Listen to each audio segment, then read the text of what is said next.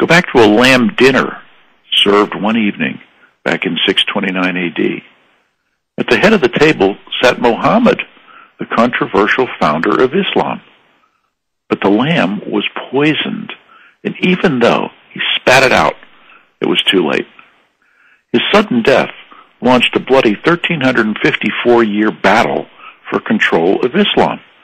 It's a battle that still rages today, but that could soon explode in a way nobody ever imagined it would. On the one side, you've got the Sunni Muslims, and they've got the upper hand in Saudi Arabia, Egypt, Jordan, most other Islamic countries. They also control lots of oil. On the other side, you got the Shia Muslims.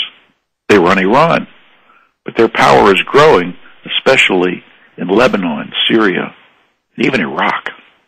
While the Sunnis and Shia have always hated each other, think Northern Ireland or Bosnia, there's a new wild card nobody's accounted for. And it's this wild card that could soon plunge the entire oil-soaked Middle East into a region-wide religious war, forcing world oil prices to skyrocket too. Take a look at this map. The dark areas are Shia. The light areas are Sunni. For centuries, Shia in Iran have wanted to change this map. But now they might actually try to do it. The new oil war flashpoint number one, the real reason Iran wants the bomb. Remember, the biggest Shia state of all, Iran, used to be the Persian Empire. Their scholars walked with Aristotle and Plato. Their armies held off the Romans.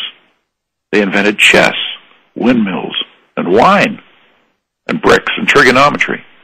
Persia, which is now Iran, also owned most of the land that stretches from Pakistan and Afghanistan to Iraq, to Syria, Egypt, and Israel. Iran's crackpot leaders would love to take it all back. And now they see what might be their first chance in centuries to try.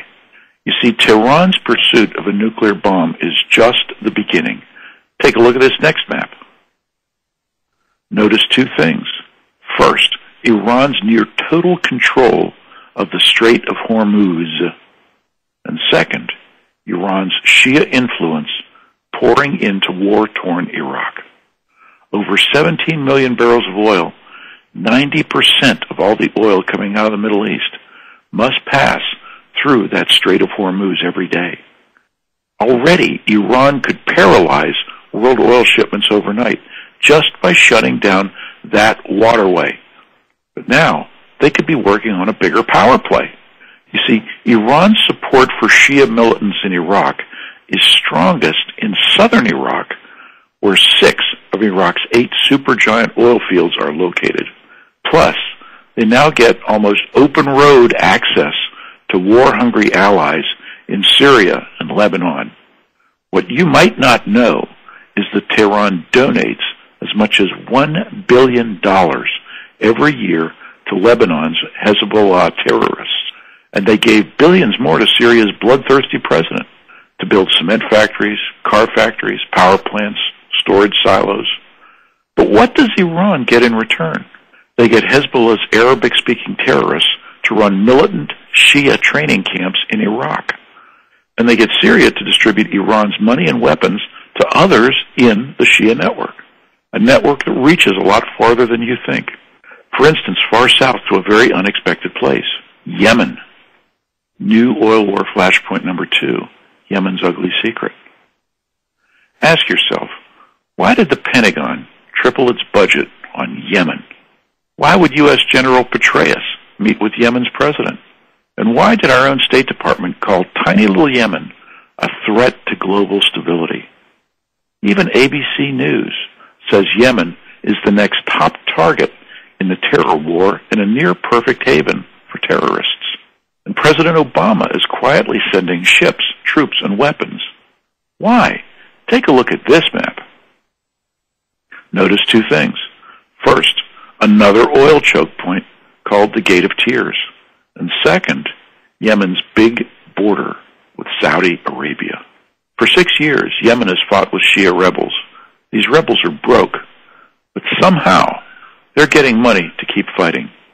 Says one Yemeni general, he has no doubt that there is Iranian support. What could Iran possibly want in Yemen?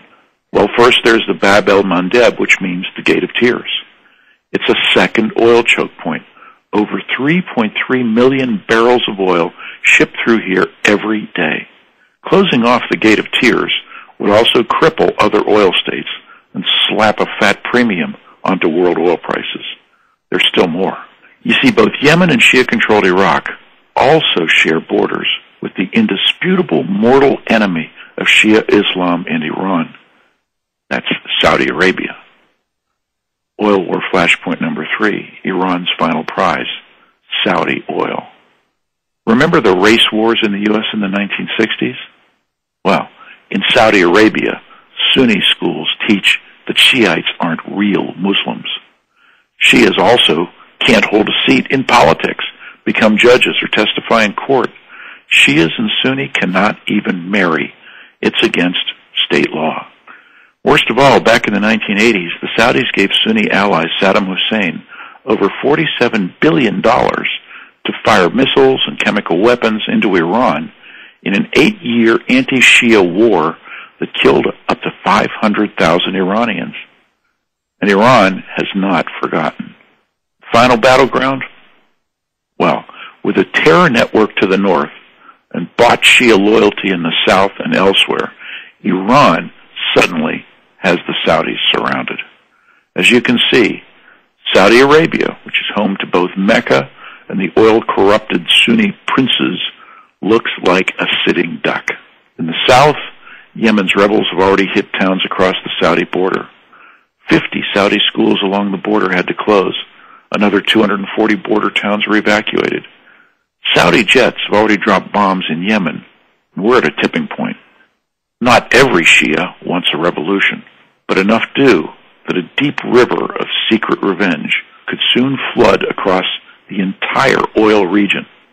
From the nearly 2 million Shia that work in Saudi oil fields to any of the 162 million Shia spread from Pakistan to Lebanon and Azerbaijan to the coast of North Africa. It's a jihad generation that's coiled to attack, and you don't have to take my word for it. Leaders in all 3 of our biggest allies in the Middle East, Egypt, Jordan, Saudi Arabia, warn that Sunni and Shia tensions are on the brink. Abu Dhabi alone has bought $17 billion worth of U.S. anti-missile hardware. The United Arab Emirates and Saudi Arabia just splurged on $25 billion in weapons, too. Even the U.S.